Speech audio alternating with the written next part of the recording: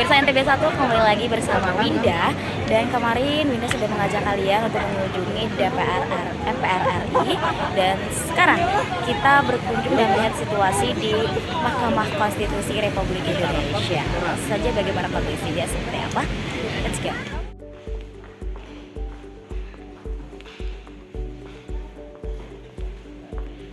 Museum MK berada di lantai 5 dan 6 gedung tersebut. Sebelum memasuki museum, terdapat dokumentasi pimpinan Mahkamah Konstitusi dari tahun ke tahun. Setelah itu, kembali menaiki anak tangga dan langsung tiba di ruangan Pusat Teknologi Informasi dan Komunikasi. Disinilah Pusat Sejarah Konstitusi tersimpan. Dan selanjutnya kita akan melihat ruangan zonasi konstitusi RIS dan UUDS 1950. Pada ruangan pertama merupakan zona prakemerdekaan.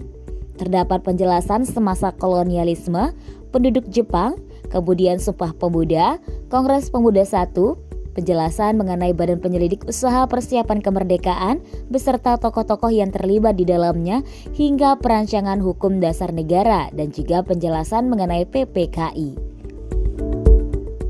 Di zona ini tergambar juga peta peristiwa Dalat. Terdapat juga penjelasan peristiwa Rengas Dengklok hingga proklamasi kemerdekaan Indonesia. Kemudian saya memasuki zona konstitusi RIS dan UUDS 1945.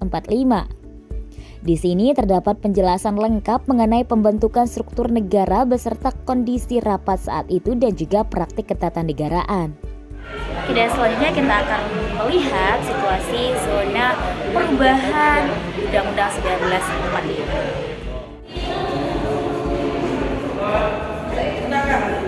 Baik pemirsa, ini merupakan ruangan zona konstitusi dan Undang-Undang 1950. Anda bisa melihat di sekeliling berbagai penjelasan mengenai larangan penduduk pada waktu. Selanjutnya, beralih ke zona kembali ke UUD 1945.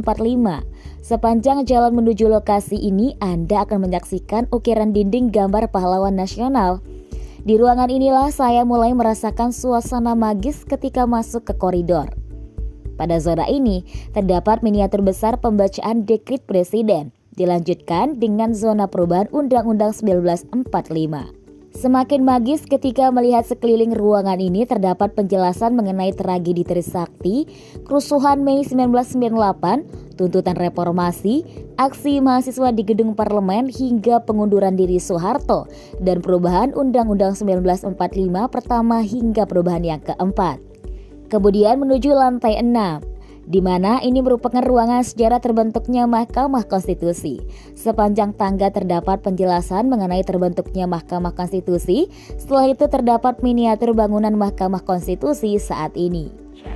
Dan disinilah dituliskan sejarah mengenai dari awal terbentuknya bangunan atau gedung Mahkamah Konstitusi dari sebelum dia memiliki gedung sampai setelah dia memiliki gedung kini ya.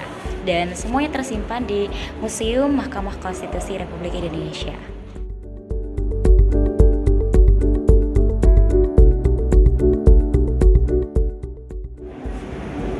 Dan ruang terakhir yang ada di museum ini atau merupakan sinema. So langsung kita lihat ya. Sinema ini merupakan bioskop ukuran kecil di zona pusat sejarah konstitusi dan merupakan ruangan terakhir.